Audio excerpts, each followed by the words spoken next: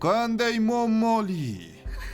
Bo'lajak afsonaviy qahramon oldida qanday to'g'ri harakat qilish kerakligi haqida dars o'tishim kerak ko'rinadi. Bo'lishi mumkin emas. Men bir qancha qilichlarni yaratishim va ularni xohlagancha boshqarishim mumkin. Chunki men elflar mamlakat fantastik toifadagi quroli, Grandius nomi bilan tanilgan afsonaviy qilichdan foydalanaman. Endi tushundingmi? Sendek qurtlarni tutish men uchun juda oddiy ish. Men taslim bo'lmayman.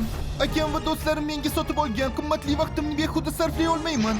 Sehrli kuch, men senga qilich shaklida yordamga kelishingni so'rayman. Muz qilichi. Meni mag'lub qila olmasligingni bilasan. Qanday jirkanch. Tezroq janob Dark menga yordam berishi mumkin, bunga aminman.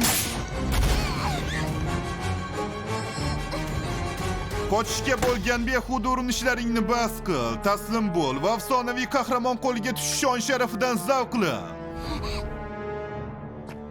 Noto'g'ri.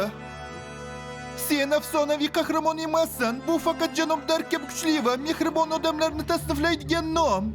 Sen shunchaki kuchsizlar bilan jang qiladigan bezorisan. Bu yigit faqat bezorilik qilishnigina biladi. U kapitan atrofida hech kim emas. Oq ritsarlardan haydalgani ajablanarli emas. Bu unga mos. U chegaraga yetganini ham eshitdi. Uni kelajagi yo'q. Sen niyatsiz ahmoqdan boshqa narsa emassan. Ovozingni o'chir, ovozingni o'chir, ovozingni o'chir, ovozingni o'chir. Men o'lmayman. Nima bo'lganda ham omon qolaman. Ular menga bu imkoniyatni berish uchun o'zlarini qurbon qilishdi. Shunday qilib men janob Darkka borib, unga nima bo'lganini aytib beraman.